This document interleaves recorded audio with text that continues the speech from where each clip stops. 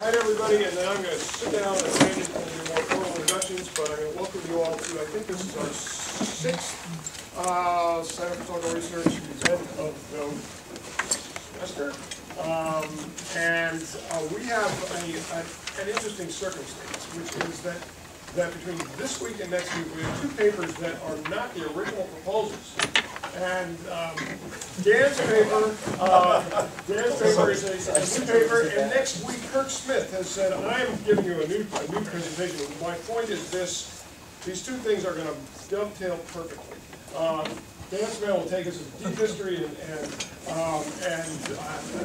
debate for parents history class, while Kirk Smith pushes into the future and is going to talk about the public health, ethics of climate change and public health, and in a lecture that he has developed in the last few years, but most importantly has presented for Tony McMichael's professor basically in Australia. And so he's still coming down from his trans-Pacific flight, and he'll come here and present his thinking on that. But I'm going to now hand over to Randy, who is going to present Dan and our visitors. Well, thank you very much. I just wanted to say that I invited our three speakers today because they're the people I learned from. And I think as a teacher, there's nothing more exciting than trying to give you a chance to learn from people who I learned from. Why listen to me when you can learn from them directly? And so that's what I'm doing here. Dan Smail of Harvard, we've known each other for many years when you were back at Fordham. And we know each other through the Social Science History Association because we were interested in, deep patterns of behavior for a long time back, looking at behavior over long periods of time, over lots of spaces. Although Dan's day job, you may know, he's a medieval historian, studies medieval Europe.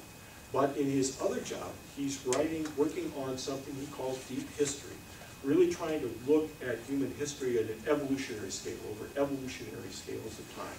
So go right back. He doesn't want to talk about, don't talk to him about prehistory and history. He has something to say about that. He doesn't like that distinction, and he's trying to encourage us to just get rid of that distinction and understand that this is all history in a deep way. His book, Deep History of the Brain, has been very influential already, talking about how we need to rethink time. Is the first thing. The first three chapters are really about historiography, how we really, as historians, have been writing about modernity coming, and we really need to get away from that notion and get back to understanding history in a deep sense, evolutionary sense. But also he's fascinated by this field that he's really created called neurohistory. But more broadly, it's thinking about how the mind functions, hormones, neurons, other sorts of things, and how they affect our behavior and how our behavior changes our own neurology. In other words, one of his big pieces that you may talk about a little bit here, but is to think about how the consumer revolution, when we started to use more nicotine, when we started to use more caffeine, when we use more sugar, how does that change our bodies? How does it change our emotions and our moods? How does it create an addiction that can actually propel the consumer revolution and generate economic growth? Sort of looking at those feedback loops and the plasticity of our bodies. And Dan has finished another book, which is an edited book in which he's has an essay. That's a UC Berkeley book too, the one on deep history, just really getting at long-term look at human history. Steve Risson is a friend in the biology department, and we've been co-conspirators in a number of initiatives. We're trying to fix general education here at present, among other things. We're going to succeed. So wish us luck. We won't succeed, but we're going to try. But Steve is a specialist on ants. Now, why would we invite somebody who does ants? Well, why wouldn't we? Is what Steve is saying. And of course, the thing is he is an expert in studying social animals. This is what he does.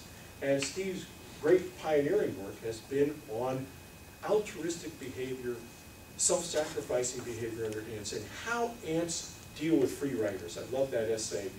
When the ant that has a certain role that they have to play, those competing queens, when they don't do their job, what do the ants do to make sure people get in line? It's so human. So in other words, it's really fascinating work. It's trying to understand how the ants work as social beings, and whether they're capable of more than just simply self-interested behavior, and whether it's just driven by relatedness. He's arguing that sometimes even distantly related ants can work together. Totally. So how do we think about that? So that's what he works on. Randy Nelson is a professor of neuroscience here, and I'm always riveted by his work. And I started at the bottom. I read the Introduction to Behavioral Endocrinology. Read that textbook. You're a historian. It's just fascinating about how our endocrine systems affect our behavior and how our experiences change the way that those systems work. He works about a number of things. He's working on circadian rhythms right now. You just might want to talk about that and how interrupting your sleep patterns, what that does to your body. But some of the things that I've been most interested in is he works on aggression. And he tries to knock out specific genes in these rats that he's studying and see if I take out this one gene, does it change their behavior to be less aggressive or more aggressive? And it's amazing, just one change of the gene, the NO gene, the NO knockout mice, how dramatically that changes the behavior of these rats. They get really aggressive, right? Very, very aggressive. And you put that gene the scars. It was. No, I think, didn't you say, let me get this right, that the first time you didn't quite know, you put the rats in, you came back a few minutes later, and a lot of them had already killed each other. I mean, they were going to do the experiment, but the experiment was over before it started because they knocked out the gene and they didn't realize how aggressive they'd make them. So that's what happens. So in other words, these little things that can just tiny little changes in our bodies can have such dramatic effects on our behavior. And we don't know how our experiences, how what we eat, ingest, etc., is flipping those things in one direction or another. So, and another question I think I put out here is, I don't see ours, and neither does Dan, nor do Randy or Steve, see historians as just consumers of this. The idea is that because we study deep patterns of behavior over time and space, we can map out how circumstances changes emotions, changes feelings, changes behaviors in ways that will shape this kind of study of neurology and endocrinology. One thing that Professor Nelson says in his textbook, he said, we can't understand, we can't study any of this behavior at the neurological or chemical or endocrinological level unless we know what behavior we're trying to affect. We need to know A versus B and what the context is, that this creature tends to behave this way in this circumstance and this way in this other circumstance before we can map out exactly why that is. So if we can map out emotions, if we can map out homicide rates or things like that and see how they correlate with other things, we can start to build a model of behavior that they can then go back in and design experiments to see if there's some underlying physical mechanism there that we're looking at. So that's what we're going to be talking about. We hope that this will be an exchange among our fields that we can really learn to work together. So that's the spirit in which we're coming together. So I want to turn it over to Dan, who has the floor for as long as he wants it. Oh. And then what we'll do is we'll come in and we'll talk about his ideas. And we'll hear from Professor Nelson and Professor Risser, and then we'll have a general discussion. Okay, so go ahead. Well, thank you, Randy, and I really do only want to speak for a minute or two. It's just such a pleasure, such a treat to be here. So thanks to Randy and John for the invitation. It's been a great trip so far, and I'm really looking forward to hearing comments. It's just delightful, as Randy has said, that historians can get in conversations with people in biology and neuroscience like this. It just strikes me that there's so many fascinating things to do. There was a few comments I wanted to make, just partly in response to the things that Randy brought up, because when I was putting together my book on deep history of the brain, even at the time I was aware of the vast literatures that I wasn't getting into, and there's many things about, especially those last two chapters, that I sort of blush and think, boy, would I rewrite that now? And the only reason I don't flagellate myself about that is I think in any field of neuroscience, this is probably the feeling that everyone has, probably more like on a 6-month basis. So, this is the experience. It just goes to show you how rapidly the fields are changing right now. Certainly the things that I've been thinking about for stress lately are things that I hadn't done in my book and got particularly interested in, and partly through the vector of violence and interest that I that I share with Randy. What I want to say, one of the ways in which I tend to think about, at least the way in which I think about neuroscience or cognitive psychology and history, is that it's a way of getting beyond an evolutionary psychology approach to understanding the past. Now, evolutionary psychology is a complicated field, and I will say for the record that I have absolutely no doubt in evolutionary psychology, whether it's a lowercase e and a p. I have no doubt that our psychology is a product of natural selection in important and interesting ways. So I'm referring to what's sometimes referred to as capital E, capital P evolutionary psychology, which in the way in which I read it, I'm certainly not an expert because I'm not in STS fields or science studies, so I don't claim to be an expert about this, but my reading about evolutionary psychology with a capital E and P's is that it tends to duplicate or mimic a kind of Edenic out of Eden view where it postulates a natural environment and then it assumes that there's some unchanging feature of human psychology that explains the time lags or the maladaptive features that we have right now. I think actually there's a lot of truth in that, and again, I don't want to argue with people about that, but what I found again and again as I first began thinking about evolutionary psychology and history is how difficult it was for a historian to get purchase on the field from evolutionary psychology, because if there's something that's completely static, what can I say as a historian about change? It becomes, when things become static, they tend to become invisible to historians, and I've tried to discuss this with people who are not in history. To me it seems self-evident as a historian, but it's not self-evident to lots of people. Maybe this is an issue that we all need to talk about in some way. And this is partly why, at least for the essay that I shared, this really short essay that I shared, I was really trying to think about a dialectic or coevolutionary way of thinking about this, where we can, rather than assume something static and unchanging from an evolutionary past, we can assume that, that the brain, the nervous system, synaptic maps, biological systems, endocrinological systems, that all these things themselves are changing under, in the context of the cultures in which they are embedded, and by the same point, that there are unintended consequences of these changes that can have rebound effects on people. So this is, again, this is sort of dialectical model. I have to say I have this terrible habit of writing essays in advance of evidence or even of my own knowledge.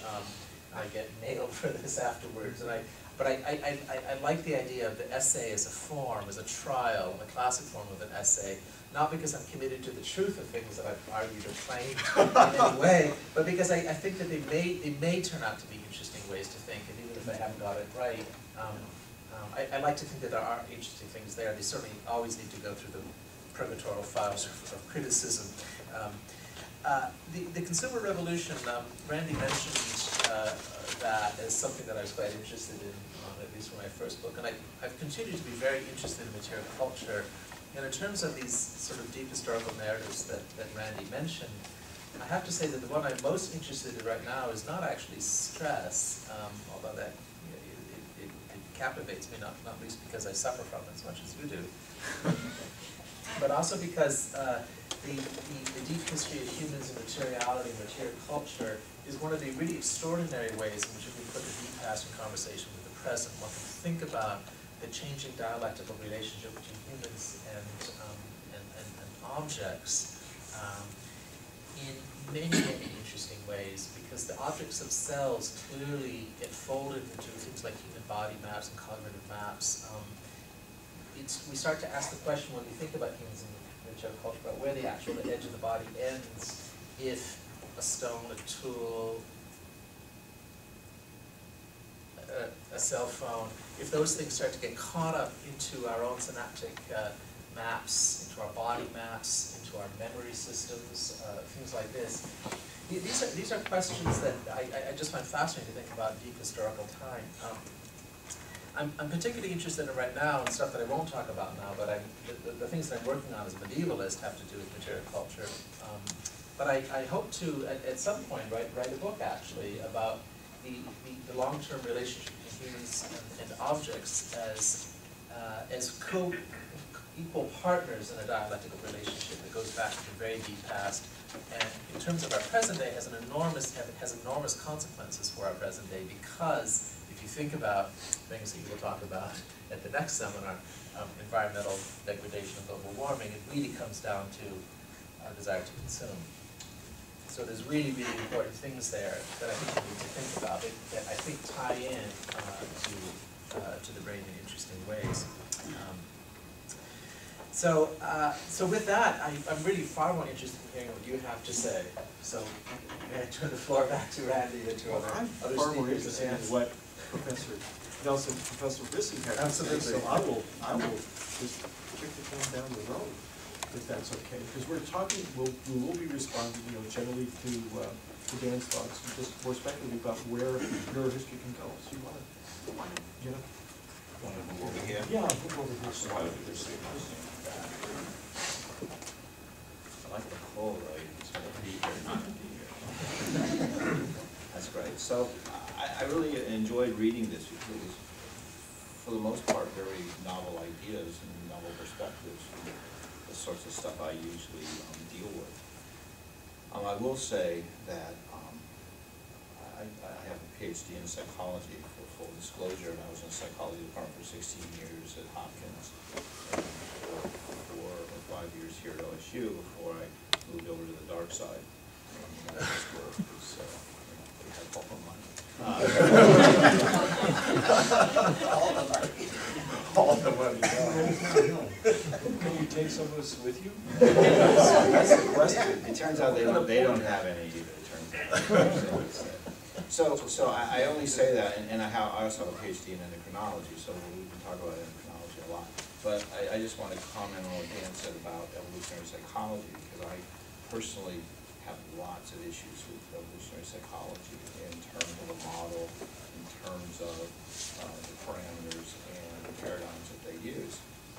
To take a good example, one hears all the time about, give you an example of an experiment. They look at gonads that men and women place, and men put in gonads and say, I would like seeking a woman from the age of 20 to 30. And that's what they do when they're in their 20s, and that's what they do when they're in their 30s, and that's what they do when they're in their 40s. Whereas women, younger, when they're in their 20s, look for men in their 30s, women in their 30s look for men in their 40s and 50s, and so on. And so people make the argument, well, this is adaptive, and this reflects because women are in their prime reproductive condition, in their 20s, that's why all men are attracted to them, and men are in their best resource garnering years in their 50s, and so women are interested in having these wider ranges. And that's just well and good as can be, except for the fact that you can't really make adaptive arguments like that unless you have some way of measuring outcome. And that is, you'd have to make the case that individuals who engage in those kinds of behaviors lead more productive offspring than those who don't. And nobody in evolutionary psychology does that. All right? So it's just a certain amount of hand-waving, and I worry about that a lot because there are no data. It makes sense. And Steve, this is Steve's area. I'll get out of your area in just a second here. Oh, stay in, it's great. But the fact is, it's hard to make adaptive arguments about human behavior anyway, because most of our behaviors evolve in an environment in which we no longer have it. And so, in the same way you can't talk about the adaptive behavior of your dog when he circles around in front of the TV before he lies down and say, oh, that's from when he was on the savannah and looking around. But no. Creature, no life There may very well be no adaptive function, but you can't ascribe it just because he's no longer in his recent ancestors have not been in the habitat in which he evolved. So it's hard to make those arguments, and I say you shouldn't do it. And I would say the same thing's true for us. We're essentially a domesticated species. We didn't evolve with all these wonderful things. We evolved indoors and all those sorts of things. So you have to be cautious. So evolutionary psychologists be cautious. The thing that I like best about this, and I'll pass it to you, and I have lots of things I like about it, was your recognition that the thing that I do, or I really did it 15, 20 years ago, everybody else was doing it, was the idea of one gene, one behavior. Okay? That's old-fashioned. It's 15 years old, but it's just old-fashioned. It was old-fashioned when we did it, but it was cool. You could knock out a gene, and then something cool would happen. It was cool technology, so we did it. We've done exactly the same experiment and used a drug to do the same thing. Not cool, but it was cool. And we all fell into it, I have to confess. We all fell into it, and it's just too much more complicated. And now my colleagues who are the cognitive neuroscientists are doing it also in terms of imaging. Okay, so they put somebody into an fMRI magnet, and they say something like, do you like cheese? And they say yes, and then the insular cortex lights up and it says, here's the cheese liking center.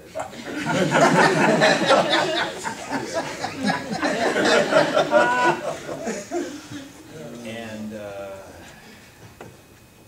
medical term for that, bullshit. So, the idea of patterns of behavior, I think, is important, but we need to back off and talk about patterns of gene expression, patterns of neural networks. If we're going to have any chance of understanding the complexity of complex behaviors in mice and flies and nematodes and people especially. Okay, so we need to be able to do that. And what's very important, and sorry, I'm going to step on your toes a little bit, what gets selected aren't my nitric oxide synthase gene. What gets selected are outcomes. The outcomes get selected and then solutions happen somehow. Right? So if you say, Johnny, don't go out and play in front of that jaguar, it doesn't matter if you're talking to cave boy Johnny or suburban Johnny, and Johnny goes out and plays in front of the jaguar and his constellation of genes are no longer with us. It doesn't matter if it was because Johnny was dumb, or Johnny didn't process information very well, or Johnny couldn't hear very well, or Johnny was a high-risk taker and had no serotonin. None of that matters. What matters is that he had a certain outcome. That whole constellation of his genes got selected out of the group. Okay, so it's outcome that gets selected. I tell this to my molecular and cellular colleagues all the time. We're studying a single gene. You have to know the genes in terms of gene constellations or gene networks or that kind of perspective, patterns of gene expression, and you have to study the nervous system the same way. You have to understand the circuitry. You have to understand the limbic system. You have to understand the hypothalamus. You have to understand the autonomics and all that sort of stuff. So that part of your essay I really like, is you appreciate that. And I think if you're going to study very complicated patterns of behavior, you have to have that understanding. And that you gave a pass to the cognitive scientists, that they have to understand there are both positive and inhibitory effects in the network. Some things get turned off, and you see something light up. Sometimes people forget about that. And so those two things would be my first reaction. I'm sorry, I stepped on your toes. You didn't. You didn't step on your toes. It unifies biology. It's okay. I too enjoyed the paper and have some comments we can share sometime. One of the points you make is that of epigenetics and the interaction of environment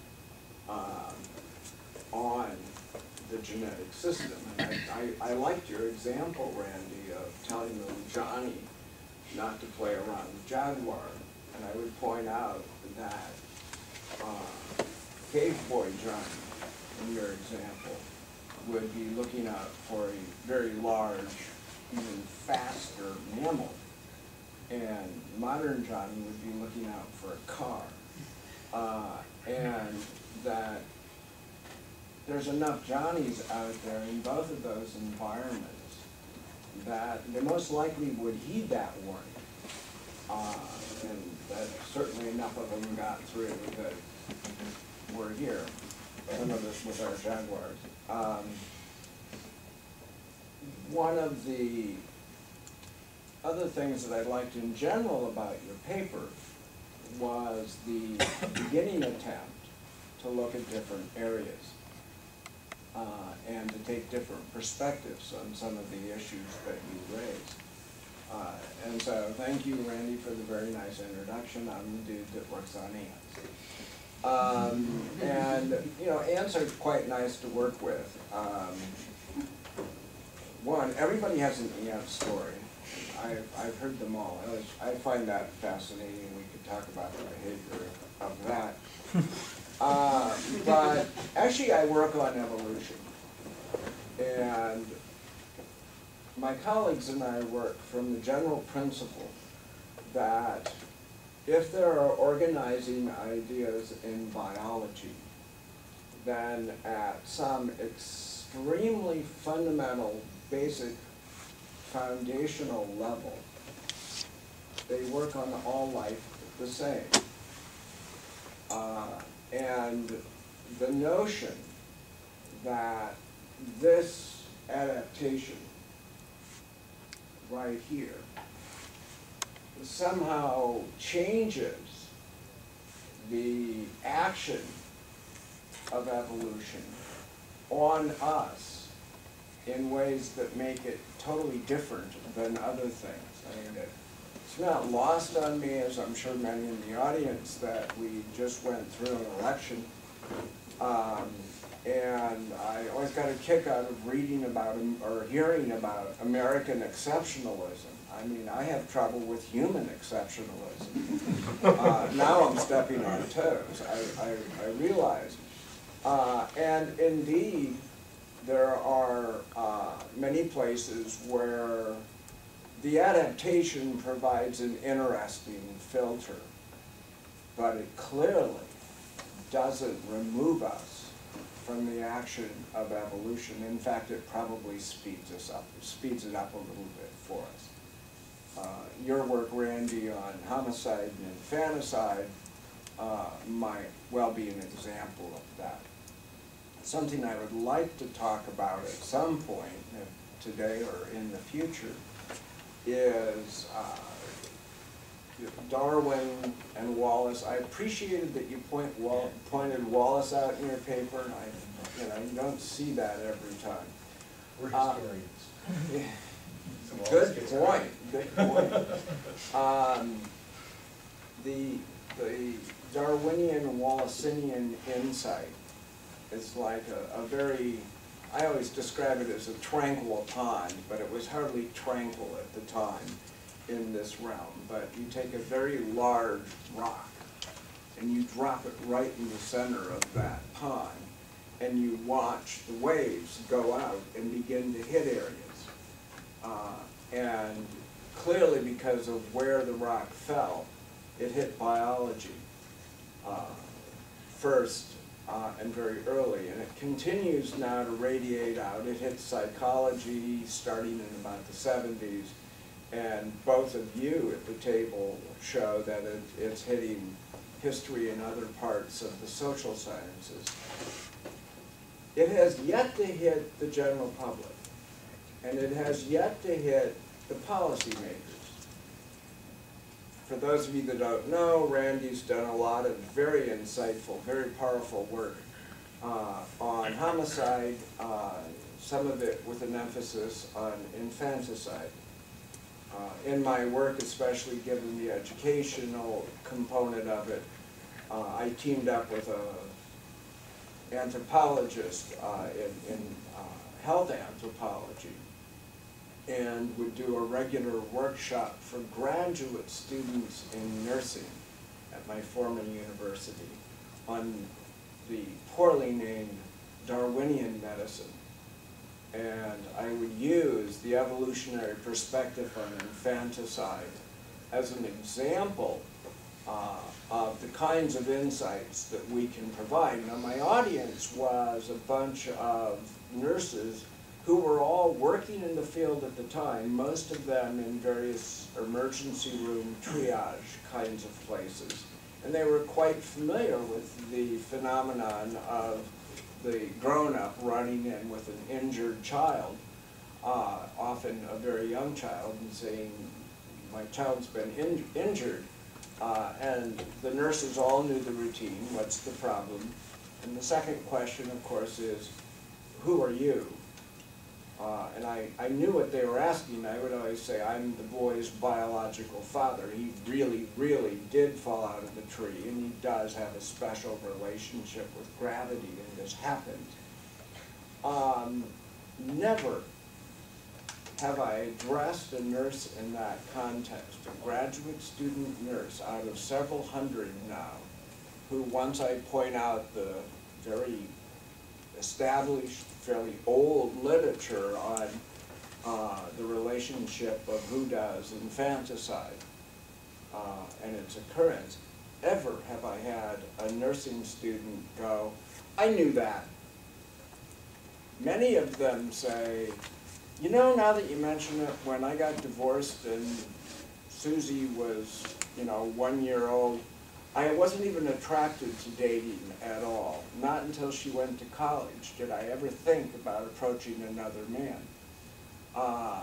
And the reaction I get from that audience on that evolutionary insight into the social problems that they deal with has always been astounding to me. They don't get it. They've never heard it. Never in their nursing education have they heard it. And setting the deck to come back eventually to Randy Nelson, I've done a lot of work with our State Board of Education, some of it rather antagonistic. And the #1 most difficult witness to testify in front of our state board in favor of not teaching evolution are your colleagues over on the dark side, physicians. That's the public's view of science. And so, more power to you in beginning to ask questions about both the role of evolution shaping human history. And the exciting part for me, of course, was the role of history in shaping evolution. And I thought that was quite exciting. Well, I'm making a joke and defend those people over there. We just revamped the medical school curriculum, so it's be served and inspire. And it's an interesting and novel curriculum. So instead of the old way you did, you had 2 years of basically molecular biology training, and then you had 2 years of seeing patients, more and more responsibility. Now that's all integrated. Within week 2, you start seeing patients. You're trained as a physician assistant. You go to the docs, the pediatricians, the entry-level care docs, and you learn how to take a physical and take blood samples, all that kind of stuff. So it's all integrated. In year 3, I caused them to have a 8-week module on, better word, evolutionary medicine. And so it takes some Paul Sherman stuff, and so I think we're going to fix them over there, just because they really didn't understand the difference between issues like, I'm getting on a topic, we'll come back, but issues like antibody resistance. Gee, here's evolution happening right in front of you. Stop giving, because mom asked for it, stop giving antibiotics for a viral infection and things like that. So I think we'll make some inroads. I'd love to hear what people think. Oh, well, that'd be great. We could open this up. I just wanted to make just a couple of comments for us as historians. Thinking about Dan's work. I mean, it is interesting. The premise here is that by imposing certain kinds of stress on subordinated individuals, just to summarize it, you can actually, have all of you read the paper? we should close our eyes. I always do this in my class. I don't think my class is read it. I'm going to close my eyes. Somebody should count. Tell me how many people have read it, and then I'll know what to do. I do that frequently, actually. So I feel like I should do it today, but I won't. I don't know how many people have had a chance to read Dan's paper here. But when we talk about the specific case that you're looking at, and thinking about how it's very specific what Dan's looking at in terms of conditioned defeat. And conditioned defeat is something that if a certain animal is defeated again and again and again and again in a contest. They see this with rats, you can see this with chimpanzees, you can see it with herd of monkeys. What happens is after a while, the level of cortisol in that defeated animal just goes up and up and up, to the point where you can even have damage, permanent damage to their stress response. And of course that leads to all kinds of health problems later on. But another thing that it leads to is they don't fight. They stop fighting. They start to retreat. They just know what their body is telling them is, you lose fights. And if you ever hope to reproduce or anything, you're going to stop fighting these big guys, and you're going to try a different way around to survive and to get ahead. That's what your body is telling with stress. And stress hormones tell your body a lot of things. The one that fascinates me is, we know stress is one of the causes of neonaticide, infanticide, maternal stress. You can see, damaged relationships, lost relationships, economic frustration, lack of resources, lack of social network of health. These are all associated with high levels of stress and infanticide. But what's fascinating is your body is something I've written about that literature. If you're a young woman and you have a high level of stress, your chances of getting pregnant are diminished by that cortisol because it interferes with your cycle and the follicular luteal phase. So you are less likely to conceive a child because your body's telling you this is not the time to have a child. You concentrate on what you already have or go later. And you're 3 times more likely with that high level of stress to miscarry in the first 3 weeks of pregnancy. After that, you've invested enough.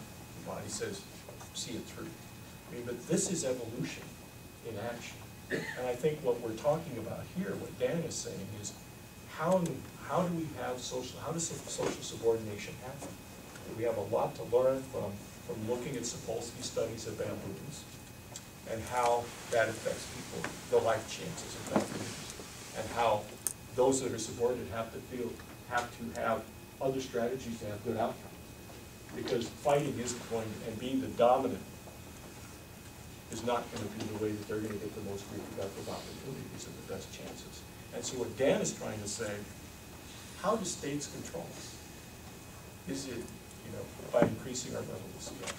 So I'd like you to talk about this. I'm not sure everybody's read it, and I'd like you to talk about that, because I think it's a fascinating idea.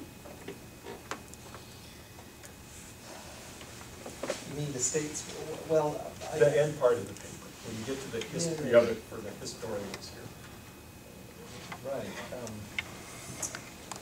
I guess there's a number of thoughts there. I mean, one of the questions that I had from I gave this as a paper and a few weeks ago. One of the questions that I had essentially boiled down to this sort of disbelieving. Are you actually suggesting that states are agents of stress rather than agents of pacification and peace? Which in my wickedness I absolutely was. And it's not that I necessarily believe that, but there is such a very common teleology that when states come along, and this is certainly less true in this country and more true in Europe, but that when states come along, they provide the context in which people can live more peaceful lives, and therefore, ipso facto, don't stress levels go down. And we know that's not necessarily the case. I mean, it's obvious from studies of inner city poverty, for example. I think it's likely, actually. I think that the studies haven't actually been done, but it seems very likely that there are conditions in modern life that are very high stress generating. But the question that I was asking myself would be, since I'm interested in an early phase of one form of state formation, which we typically think of as taking place in the 14th, 15th, 16th centuries, in a very early phase of what's called a modern state formation, whether there could be something to the claim that states were involved to some greater or lesser degree, unintentionally perhaps, in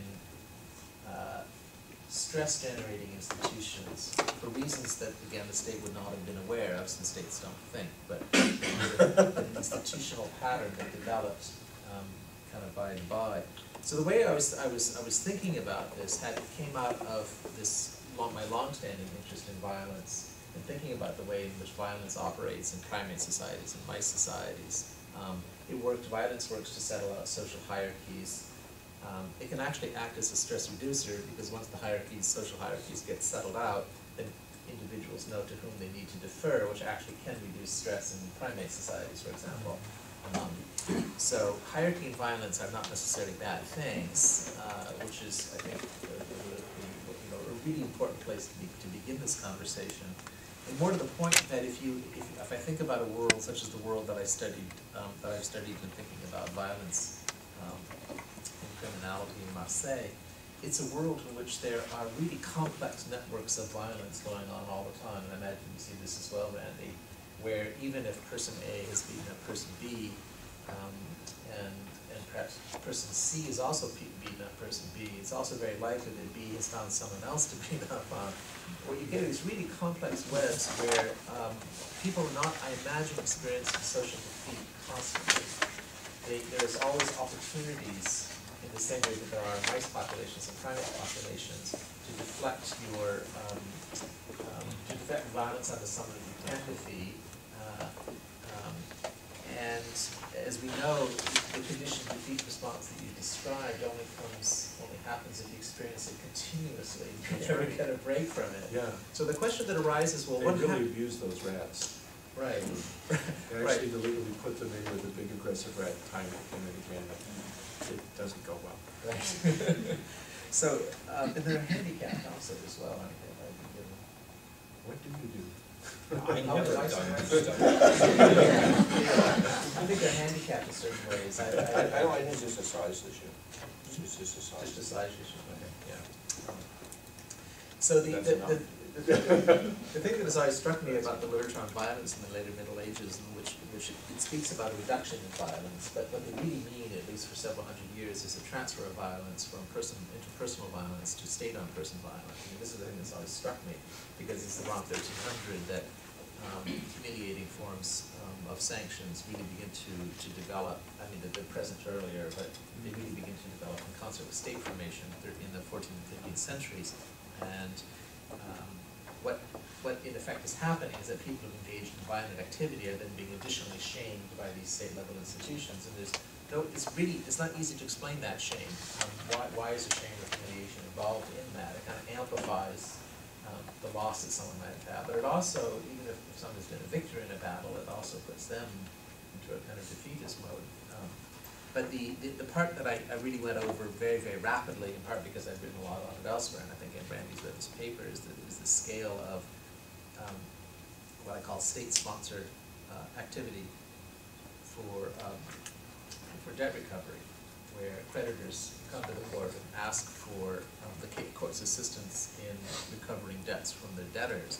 What struck me when I first began working on this 2 or 3 years ago, or seriously I should say 2 or 3 years ago, is the degree to which those practices were enveloped in this very high shame, high humiliation environment, which maybe not quite as intense as being put on the pillory or shamed in other ways that people are in criminal context, but was still really, really striking, because it's unnecessary for what you might think of as being a purely economic function of debt recovery to shame the person.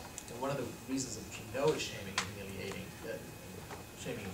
to the debtors is because they very often resist the sergeants of the court who come to seize objects, invade their houses, seize objects for debt recovery. They sometimes resist and insult or injure or sometimes even kill these people who show up in the criminal record. So it's you love this stuff, right? From time to time. One of my favorites is really four brothers meet the sergeant of the court as he comes into town, and the sergeant essentially explains that he's coming for this purpose of debt recovery, and the four brothers sort of stand up and say, "Get out of town as fast as you can, because we will hamstring you if you stay here any longer." So he scuttles out. So you can imagine the scenario that's going on here, and of course they get drawn before the court and change in other ways, as you can imagine. There's a couple of points here, namely that this whole pattern is very shaming and very humiliating, and I'm assuming very stressful. I mean, I can't know that for sure, but I think it's a leap of that I'm allowed to make. And what's really interesting is the scale of this phenomenon, which is, I've literally been able to count close to 2,000 of these per year in the city of Lucca, which has a population of 20,000, maybe in the countryside, an additional 40, 60,000 people, but there's not that many households, and you can actually bring it down to the household level, and that between 1 in 5 and 1 in 10 households each year would have been invaded by sergeants of the court and officers of the seas. So even if you're not experiencing yourself, you're witnessing it, you're watching this action taking place. If you think about it, it's not actually the state that's involved in the shaming, this is the state actually channeling the interests of creditors. And this is where I think that the state is actually much, much more diffuse than a thinking entity. It's a kind of an agglomeration of special interests in a way that are using the apparatus of the courts to do very, very complex things. We talked about this earlier. John was describing this as in terms of the pathways of stress and well-being in societies. So what I began thinking about most of all was, well, what are the pathways of stress in this world? Why is it that there's this very significant component to the pathways of stress-inducing, which are flung to the courts, and more to the point that both stress-inducing and stress-alleviating violence, interpersonal violence, is also being repressed at the same time. So you can see these as sort of marketplaces or conduits, if you think in a hydraulic model, where the hydraulic, the flow of stress is being shut off in one arena and moved into another one, where it's funneling through these state-controlled court-like apparatuses. I don't think this is the only thing that's going on in this world. It just happens to be the one that I studied.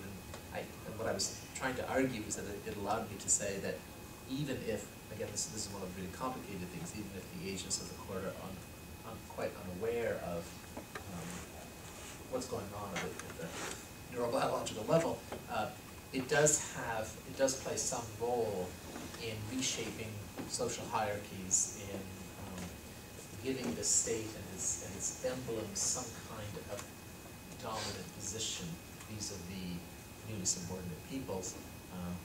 So then the question that I, in a sense, am throwing out by the end of the article is then, is this something that we can then follow down? Can we add to the array of institutions or pathways of stress in this world? Can we think about what is going on in terms of people's resistance to this, or the ways in which they might alleviate the stress that is caused by state institutions?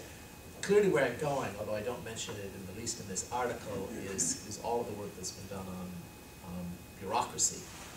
So the best work here, the signal work, is probably Michael Kurzweil's book on the social production of indifference, which is really, I mean, he doesn't write in this language, but it's an article that really is designed to show how bureaucracies are in a sense meant to take the fall for the presence of evil in societies. But I think you can reverse that neatly and say there are also organizations that are, and if you've ever been in the French bureaucracy, you'll know this for sure, there are also deeply stress-generating institutions. It's really striking. Well, I don't have to say this here now. About the stress-generating capacities of bureaucracies. And the question, so the big question arises, well, how do these things emerge if no one actually likes them? And I think you can only understand it, I'm sort of suggesting or throwing out on the table in terms of changes and pathways of stress in human societies that are changed, altered, mingle with the arrival of states and bureaucracies and similar institutions. Yeah, I can testify, all of my stress in the last week has been from dealing with the bureaucracy. Let's go ahead and open it up to questions. Why don't we do that? Well, in the back of my mind, I keep wondering, how do we, and you are focusing on a medieval context, and I keep thinking back to the Neolithic. How can we push this back a bit to why? Because states have been around for, the Western European states emerged in the Middle Ages, but states, and that does actually push us back toward evolutionary time. And so, in a sense, if we think in terms of, at least as it's classically understood, because we have this gap. My problem with this is that we know there is hard evidence for genetic change And every time when we point to, you know what I'm referring to here, well, every time we point to actual biological changes, we go back to 2 or 3 things.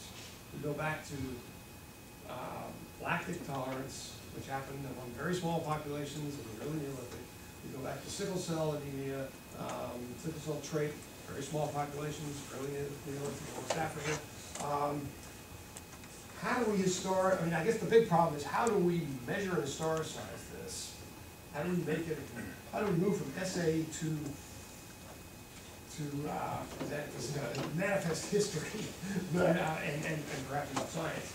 How do we operationalize this? What are going to be the steps that need to be taken to get beyond the hypothetical to the demonstrable or the inevitable? Well, yeah, there's 2 separate questions there. I'm not sure I have a good answer to either one. The operationalized one, obviously, I've been thinking about a great deal. Part of the reason I don't think we're there yet, but I'm not really disturbed about it, is that it seems to me that the neurobiology, neuroscience, cognitive psychology, I don't think it has gotten to a point now where we can speak with a great deal of clarity about the historical past, about its own conclusions. It seems to me, you know, I mean, a lot of the stuff that I've been reading about stress, for example, and epigenetic effects and things like that, it really only come out, at least in my, the things that I've read in the last 2, 3 years or so.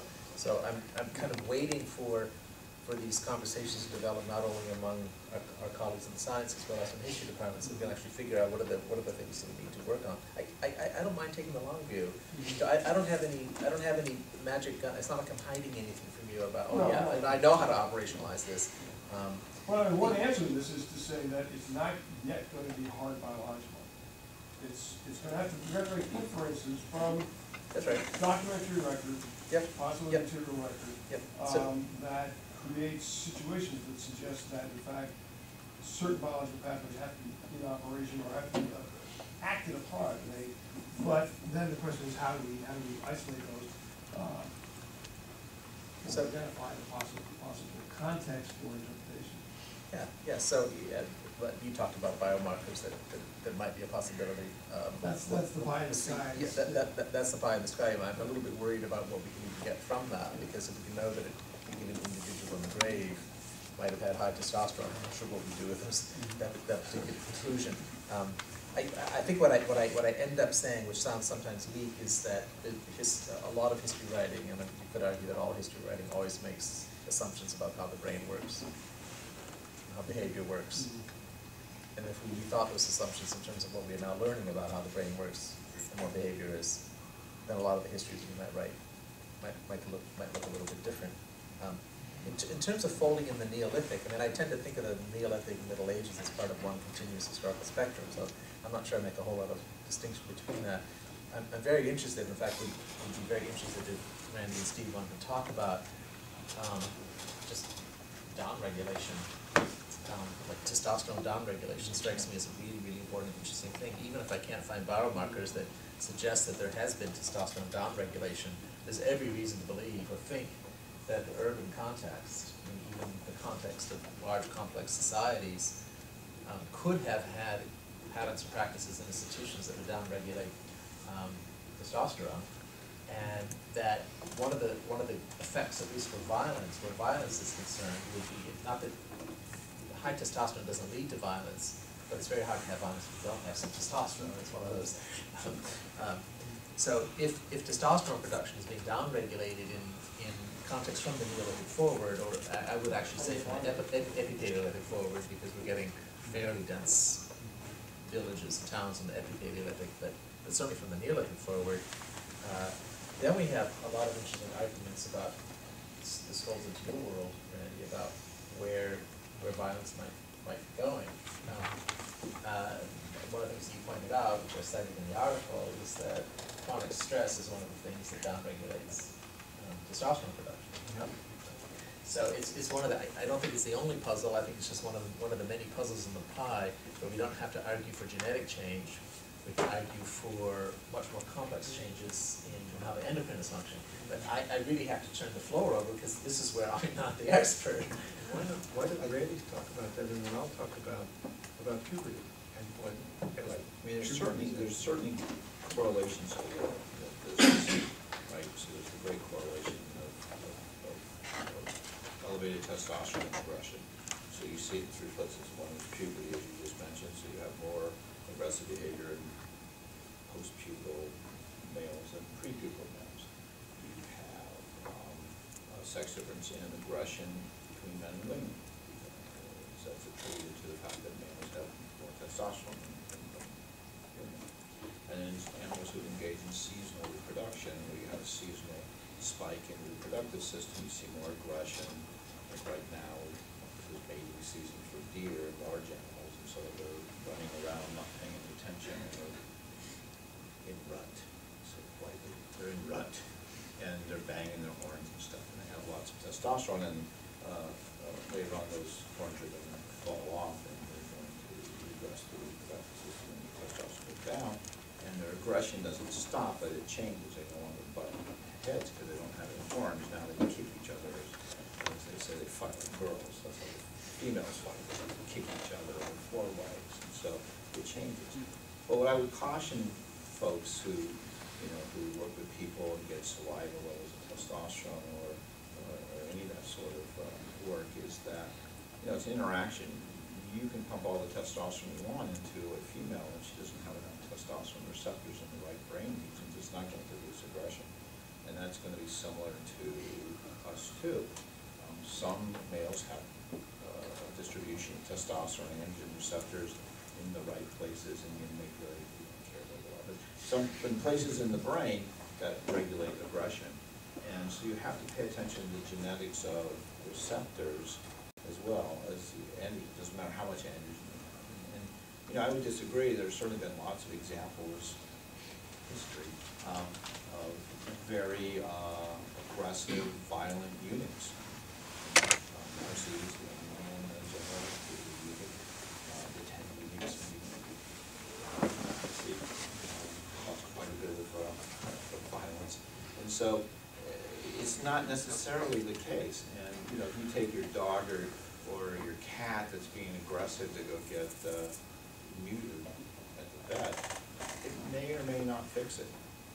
So I would caution folks to think it's just a simple correlation between high testosterone and high aggression, because you have to have a substrate. And if you just happen to be genetically predisposed not to have very many androgens, you can pump all the T and testosterone you want. It's not going to have an effect. But the idea that you have to have some, probably that's the case. You have to have some, at least to start this system, or to organize the neural substrates to allow aggression. You have to have some there, typically. So if you castrate someone early, before they go through puberty, that will have a much more reducing effect on aggression later on. Well, perhaps I can ask you how when it is said that high levels of cortisol reduce testosterone, how? Usually it's through 2 mechanisms. One is that it interferes, so the cortisol is a steroid, and it interferes with the androgen receptors, which are also steroids.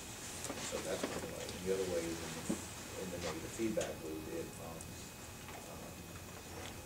basically shuts off production of testosterone in testes by interacting with the hypothalamus and pituitary. So yeah, so high levels of cortisol will generally suppress reproduction. But again, in this case, there's a temporal dimension that sometimes gets lost. I think Sapolsky, who you cite, is the guy. I say one of the guys, not one of the people, because I think someone like Bruce McEwen, who talks about stress in the context of something he calls allostasis, would argue that initially stress is actually good for you. So acute stressor is good, and and Sapolsky's written about this too. Zebra, and tiger lions chasing him, in the sense that when you have an acute stressor, you have this bolt of adrenaline and this bolt of cortisol, you want to pay attention to. And what that does initially is it increases your heart rate, so you can run faster, increase your lung capacity, and it bolsters your immune system, and it takes blood flow and puts it in your muscles, so it takes it out of your core, so you don't digest your meal till later, if there is a later, and you get it, the blood taken out of your gonads, because you don't need to reproduce at that moment, do that later. And so chronic stress, if you have so acute stress is good. I mean, normally you go and have it deregulated, and so, you know, sometimes these studies get conflated, so one defeat can actually, you know, it'll reduce the cortisol, but it'll rebound higher, right? So you just have the one that's good. It's the chronic defeat that gets things bad. And so all the diseases are associated with stress, cardiovascular problems, because basically you start seeing everything. Midterms for students, events of your dissertation, all those things become the tiger chasing you. And so you have cardiac problems, or you have digestive tract problems, or you have erectile dysfunction. All those systems that get affected normally don't work so well. And I would say the aggressive behavior is another one of those systems that don't work so well anymore after an acute or after a chronic stressor. So I think that's going to be an important, I mean, it's an important part of this. You've really thought a lot about it. But I just think you have to think about that issue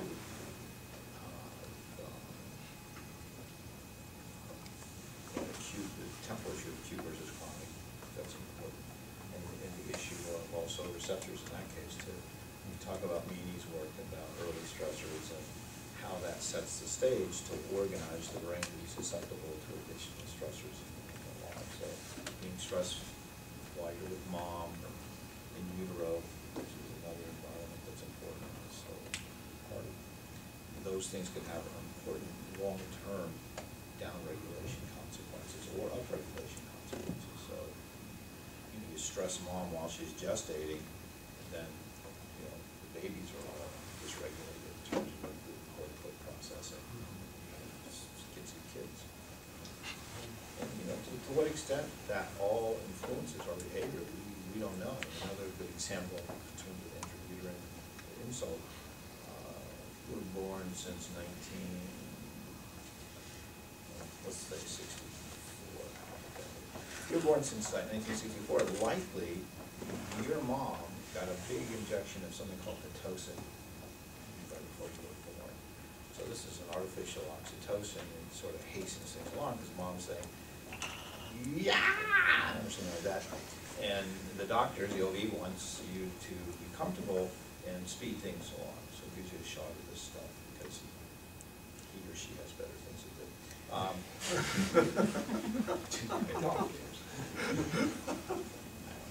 But this stuff's oxytocin. Looks just like oxytocin. But this thing will induce a uterine contraction. Well, that's oxytocin. What's oxytocin for? It's for social bonding, right, as adults. And so to what extent does getting this huge bolus of oxytocin cause social deficits in people since 1964 and increased use of this stuff? To what extent does that correlate with, say, autism spectrum disorders that we're seeing a huge increase in? So I think those kinds of issues in terms of social deficits and what the fetuses get exposed to in utero, we hardly touch that stuff. I know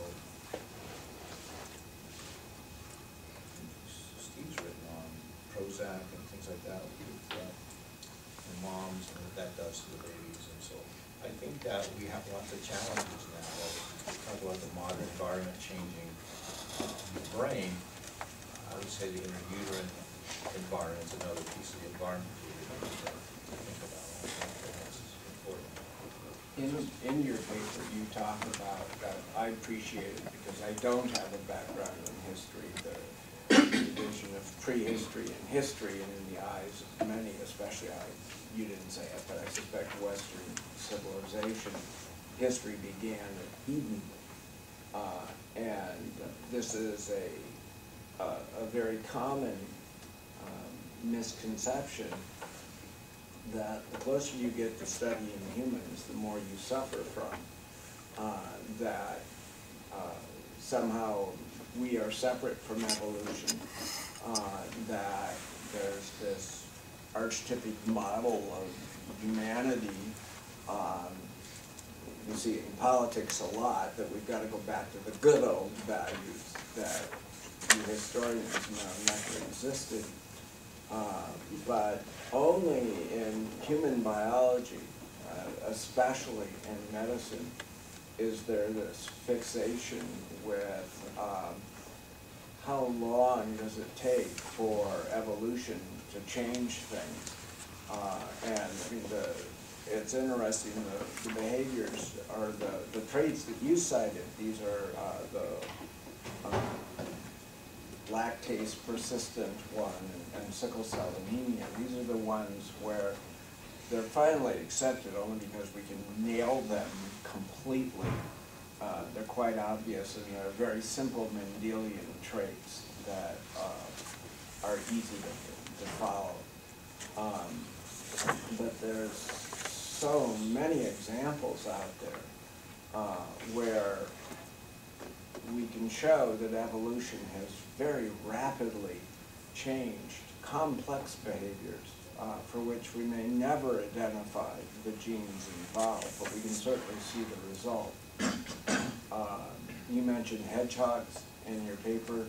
You mentioned jaguars. Hedgehogs are cute because they have a jaguar defense of rolling up in balls and being real thorny problems for a predator to take. Well, that works for those kinds of jaguars, but not those that have the big white eyes and can go 65 miles an hour down highways. It only took about 2 or 3 generations for hedgehogs in places where they started to introduce highways to realize that the old predator defense system no longer worked. You know, there's the population geneticists have told us for over 100 years that you up the selective pressure enough and you can get changes really fast. And so this whole notion that we stay the pristine genotype that we had back in the good old days,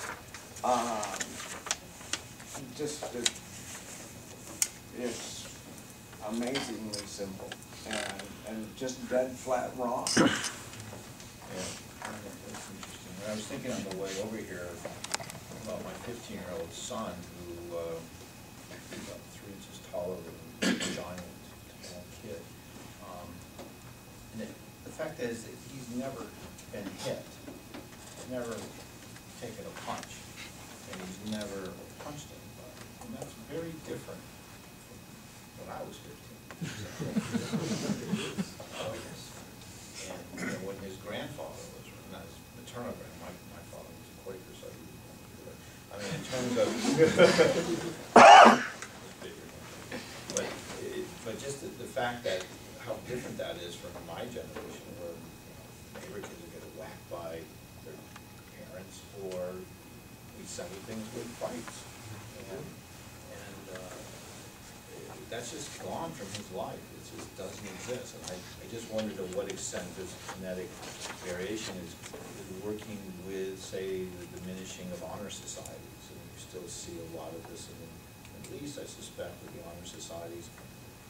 The south part of the United States, you know, you still say your mother wears army boots and start a fight, I suppose. But you know, when I was a kid, if you insulted somebody's mother, you started a fight. Simple as that. I think that's gone away. But to what extent has there been gene changes, or as Dan suggested, changes in the brain, which is dialogue or dialectic between. Randy, I have to throw in a quick personal example about when you take punches and things.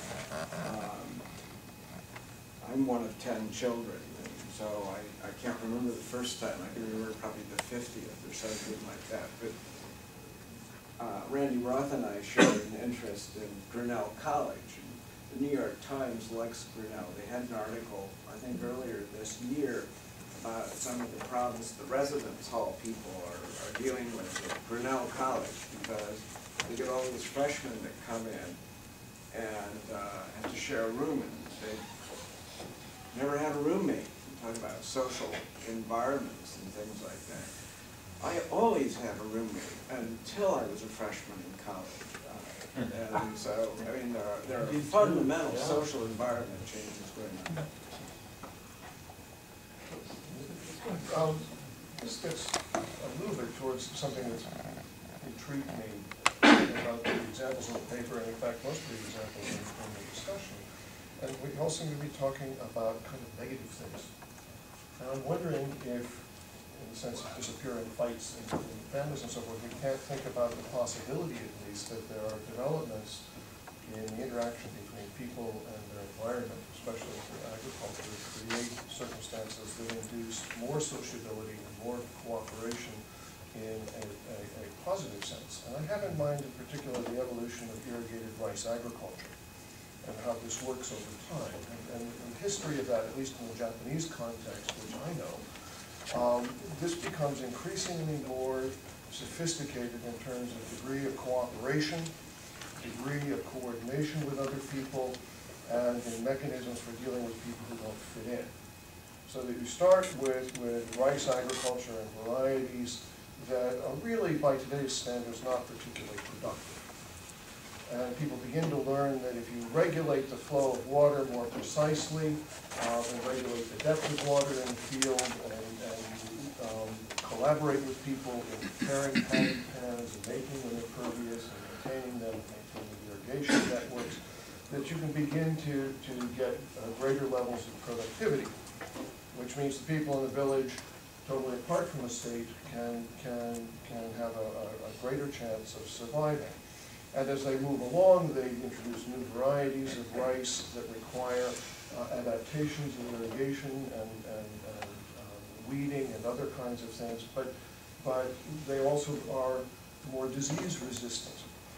And the people who cooperate and the folks who cause trouble then come into a somewhat different relationship with each other. It's not just a question of social disruption.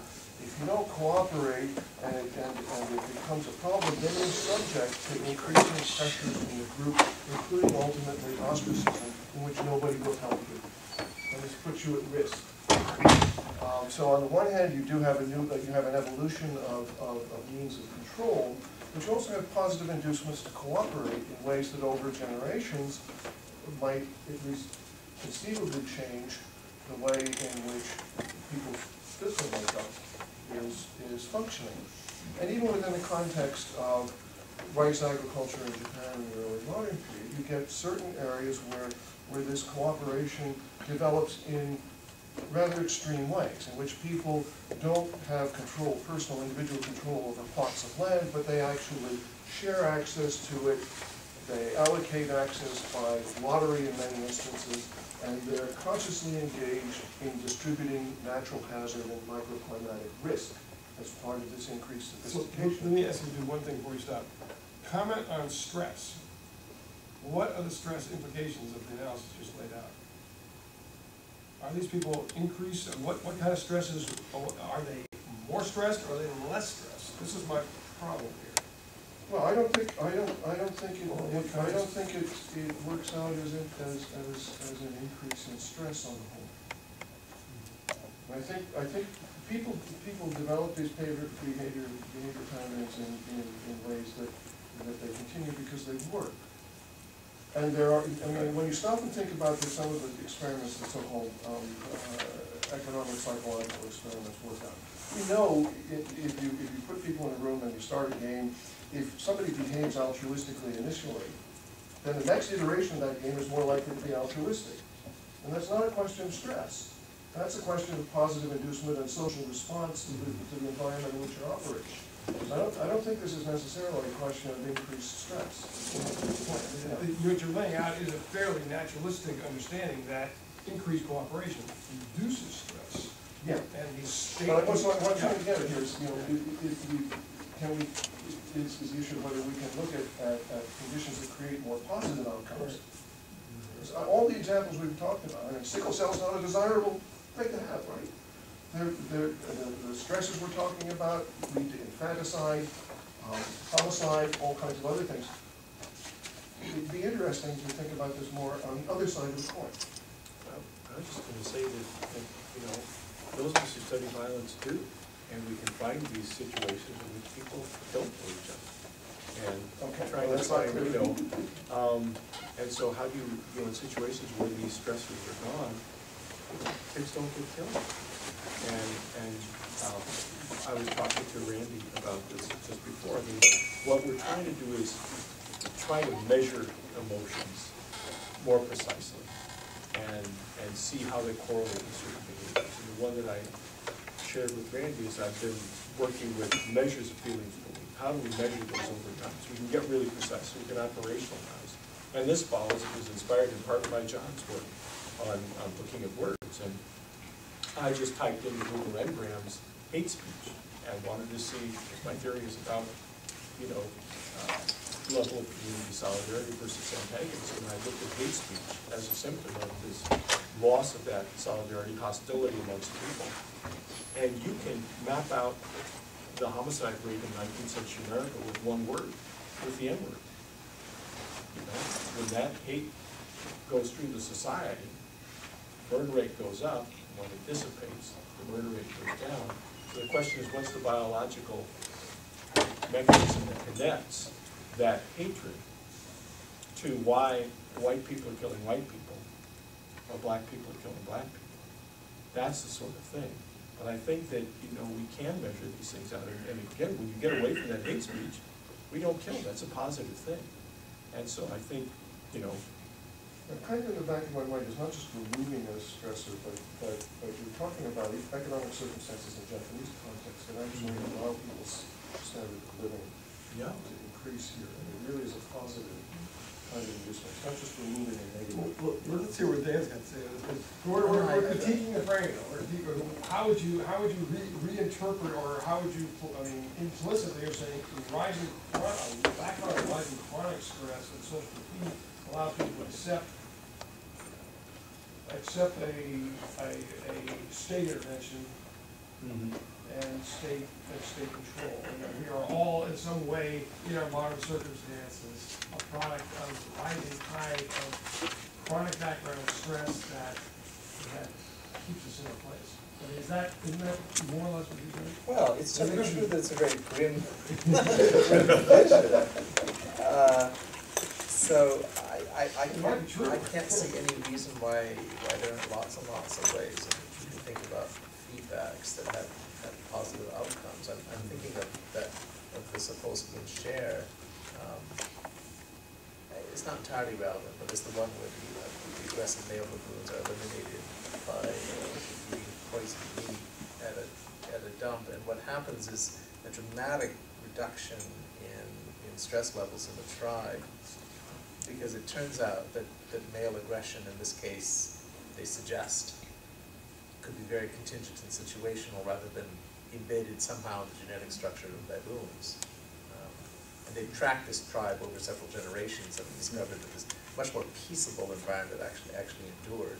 That's not one of these sort of internal feedback mechanisms I mentioned, because it really was that the male baboons all ate poisoned meat and died. It was kind of an exogenous circumstance. Was that because they were successful in battling to get to the meat? It's one of these cases where you catch the cure and die. Yeah, actually, they kept everyone else from eating at it, just because they were bullies.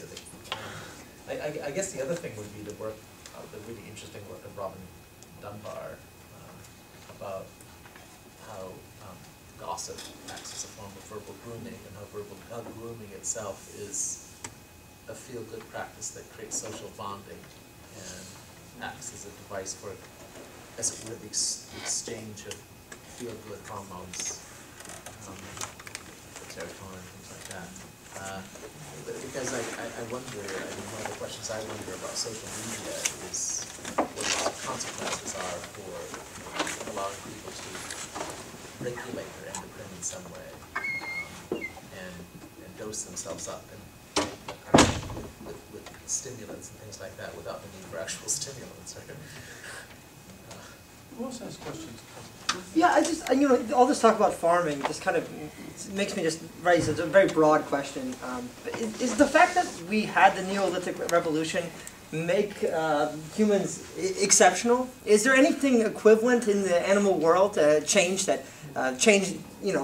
dramatically the way people live, make people less healthy, live longer, have different sort of mental interactions with each other? I mean, could we really use animals in this post-Neolithic Revolution world to assess human behavior in human society? Can we use animals like thinking about baboons or ants? Or Yeah, I'm just thinking. I mean, there's nothing really equivalent in terms of the animal world. I mean, I understand sort of a pre-10,000 BC world. We can look at humans versus animals, but are all bets off because of this giant change that we went through?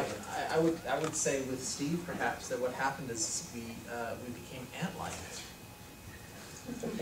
So there is sort of an equivalent there. I mean, we became more like the ants working together. Is that we became a social organism. I don't know that it's that useful, although everybody loves doing it. It's a great way to start a non-majors bio class, to ask what makes us unique, especially when I think that a lot of what makes us unique is quantitative and not qualitative. But yes, I work on fungus growing ants, and they've taken agriculture to the point of being obligatory. So I can ram explanation or examples in to say, see, we're really not unique in terms of our agriculture, but that would kind of ignore the rather straightforward observation that we are unique in our extent of agriculture. And I like telling those classes that I might start that way by saying that clearly it's our intelligence and insight that has defined us, and natural selection is running with it as a obviously successful adaptation. How long it's going to be able to do that is a function of how well we use it, and right now it's rather obviously bimodally distributed throughout the population, probably approaching instability from a population genetics point of view. So what makes us unique is our ability to pose the question, what makes us unique, I think. And the more interesting thing we're going to do for the sake of many of the kinds of areas where you folks get to work with is what are we going to do with that trait and how are we going to spread the word? Except that I think the question was a little different, which was that once we go through the agricultural transition, doesn't it become the case that studies based on animals cease to apply because the conditions in which we live are so different?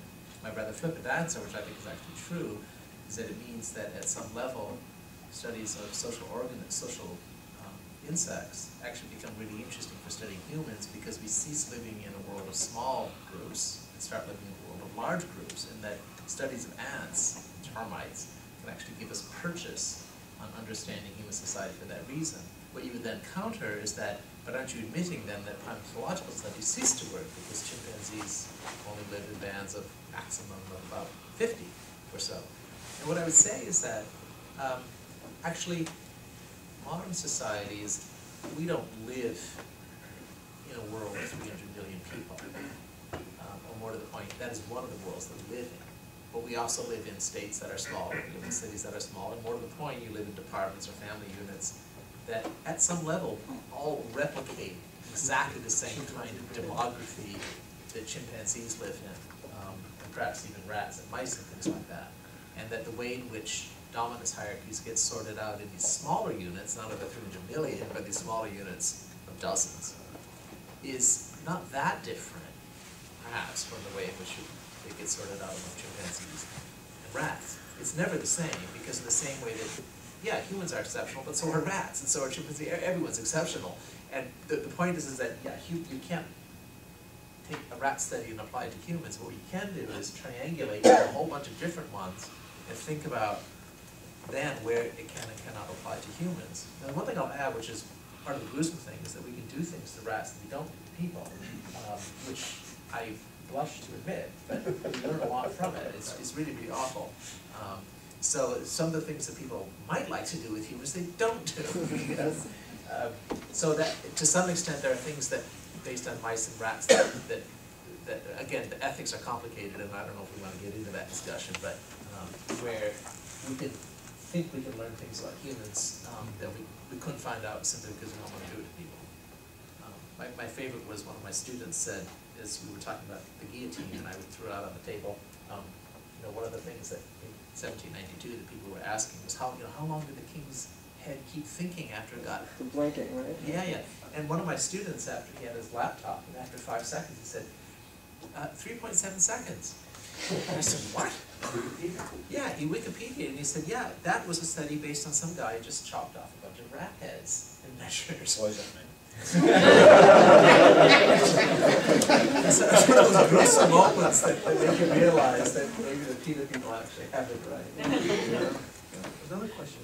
Those are more. Does that answer? No, yeah. Yeah. Nick, go ahead. I wanted to talk just about the dialectical model you use throughout here, and I was sort of, I suppose, surprised to see it in some ways. Not surprised in your use of it as a descriptor of environmental history, environmental historiography, in the sense that it's not to think of environmental history in that kind of dialectical way, in the sense that, I mean, so much of what they're trying to do is to break out of that kind of model and understand that there's a multiplicity of systems and webs at work. And because you sort of set up either human's environment, you set up human's nervous system, you set up all of these binaries, and I'm just sort of interested in why. I mean, is it for simplicity of explanation? It seems to go away from I mean, what environmental history is so great at is really pointing at the complexity of the webs and environments in which we live, and you seem to take all of this out of here. It was otherwise, I mean, it was so rich in what you were approaching, yet I was sort of surprised that you kept coming back to the dialectical, to the binary, to this kind of, these very simple relationships, and I wasn't sure what that meant in terms of what you were trying to tell us, and so I'm interested in getting more. No, it's just a simple metaphorical trick. It's meant to boil a point down to its simplest element, namely that one of the problems with history, I'm not sure that we do this anymore. I'm not necessarily accusing contemporary practice, but I think in past practice it was very common. The human exceptionalist one was to treat the humans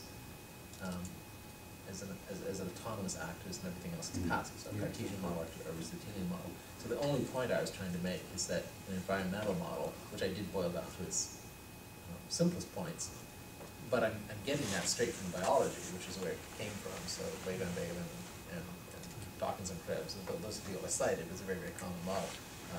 That what is interesting is not single entities, but relationships between entities. And mathematically, even as I was writing this, I was thinking, actually, of course it's much more complicated than that, because there's no such thing as two organisms in an niche. This is a much more complicated thing. But maybe I'm wrong, but I felt that for the purposes of the argument that I was trying to make, namely that it's at the place where entities meet that's interesting, is the only point I wanted to make. I didn't need to flog that particular horse, I felt, because when you expand that to a larger mathematical network, the point still holds. It's not individual actors, it's the relationship between actors that matters. So I can certainly adjust that. Again, I think it's a rhetorical point. I don't think it's a substantive point. Okay, we've got just one more question. Ask something?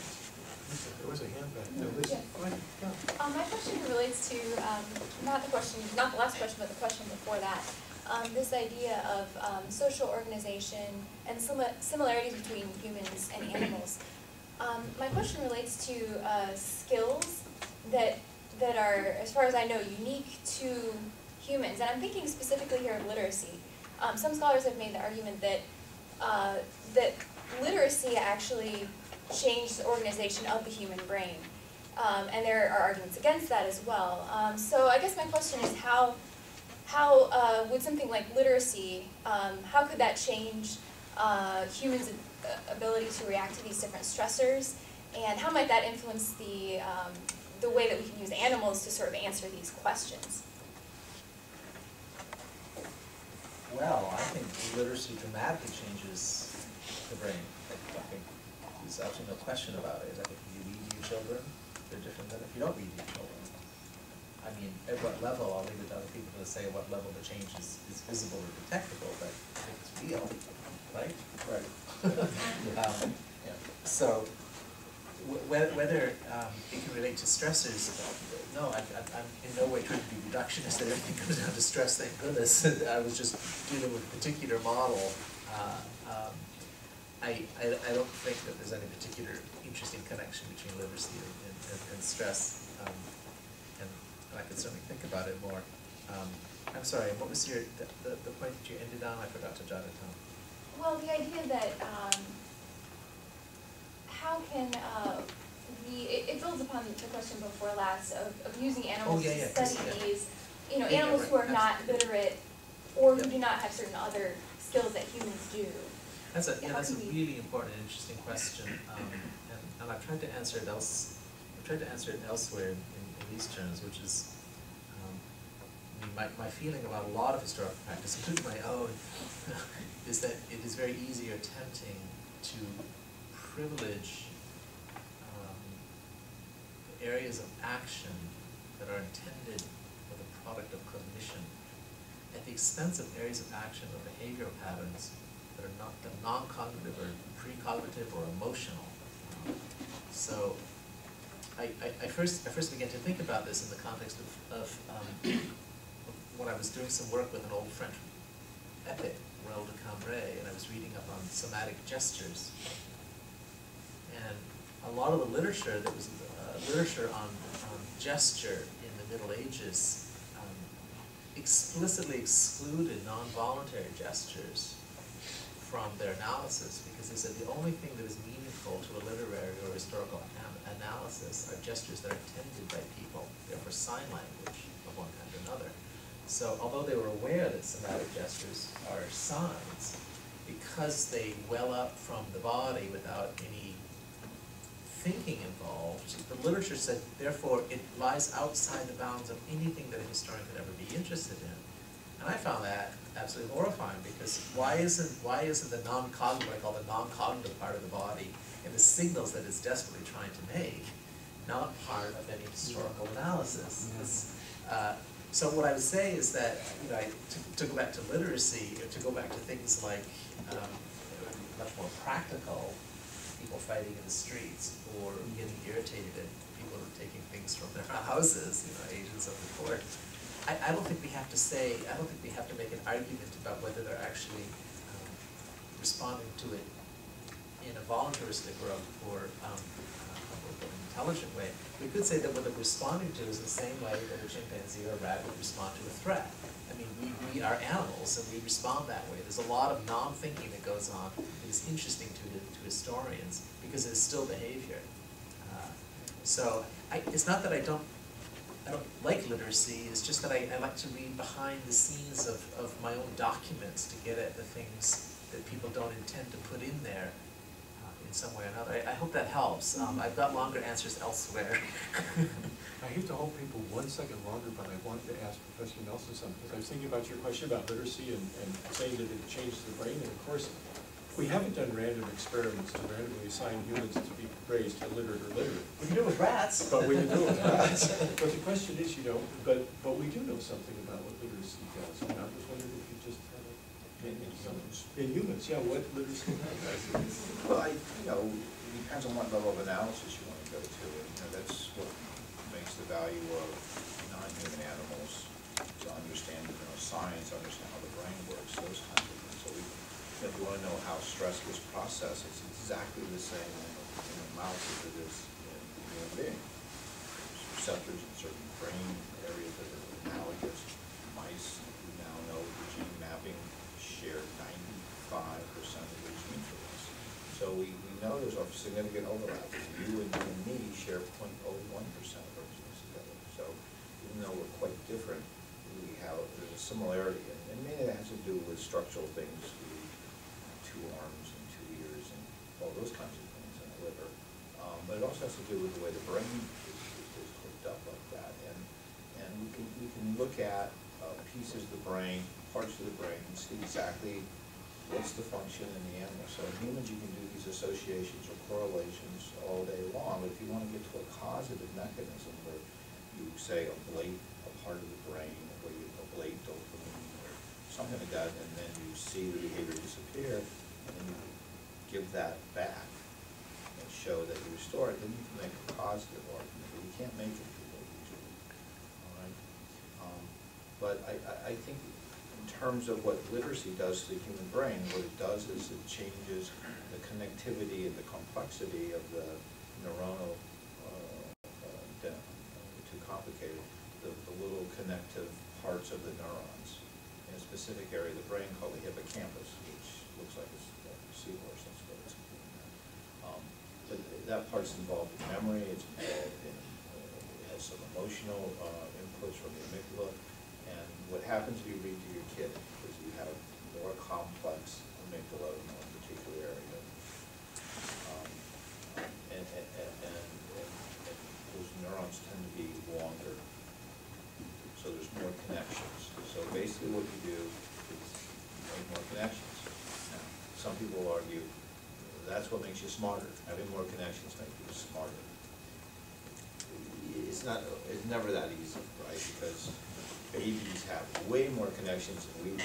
They're not that smart. If you had a baby, they're smart enough to manipulate an adult. But other than that, they're not that bright.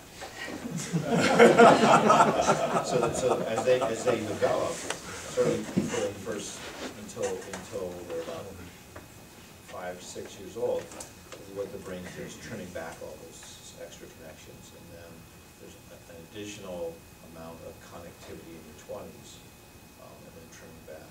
But teenage boys, essentially the forebrain, the thinking part's completely disconnected from the limbic system. It's just all sex. Explains everything, yeah. All the dopamine back there, all the pleasure-seeking stuff. So I think, we certainly use animals. We don't do it haphazardly. We don't do it with a smile on our face. We do it because we're interested in how these issues in humans work. And if we're going to have interventions, you almost have to use this, because it would just take too long to do it in people, frankly. Some of these problems are so significant, I think, that we need to rush through and get the answers. And I think, we get into ethics real quick, and then we don't have time to talk about that. But, what do you do with an aggressive kid? What do you do with a kid who has conduct disorder? Do we want to develop a pill? Do we want to give the kid a pill? Some of our work now is moving into something called neuromodulation, where you do, it's basically a heart pacemaker for the brain. So we're using this to treat PTSD, where we block signals from the adrenal glands. When people are feeling stressed, they have a button and they can just stop these stress signals coming up. Well, gosh, wouldn't it be cool if little Johnny, poor Johnny, little Johnny's in 3rd grade and acting up and disrupting the class, and 22 kids aren't learning, and the teacher just goes beep. Little Johnny now is perfectly fine. We could do that, but it's going to be a lot of societal debate about those metrics. What about sex offenders? What do we do with them now? We just put them in prison for a while, and then we set them loose and say, stay away from schools for 2 miles, 1 mile radius, and you can't get any jobs in homeless bone shops. And we could not put them in prisons. We could simply put an electrode in their head, and every time they saw a kid, you could wire it up. Every time they got within a school zone or a school bus or whatever, we can control that. But that's going to be societal, ethical questions that we're going to have to confront very quickly, because we are at that place technologically between the brain. It's just like Star Trek. The new treatment for migraine, they put a transducer in a tube, they wired up into a particular part of the brain. It's the thalamus. You feel a migraine coming on, you take your iPhone, put it up against it, within a minute it's gone. Valley Design for Neurosurgery just patent this, and trials in Italy, and there's a company. Wow. So you can turn on your brain or turn off parts of your brain with your iPhone. There's an app for that. So for these complicated behaviors like aggressive behavior, question, how far are you gonna take that? Well, history will in the future be the study of premedicated people. Instead of pre-modern, prehistoric, premedicated. Well, thanks so much, I guess, and thanks so much for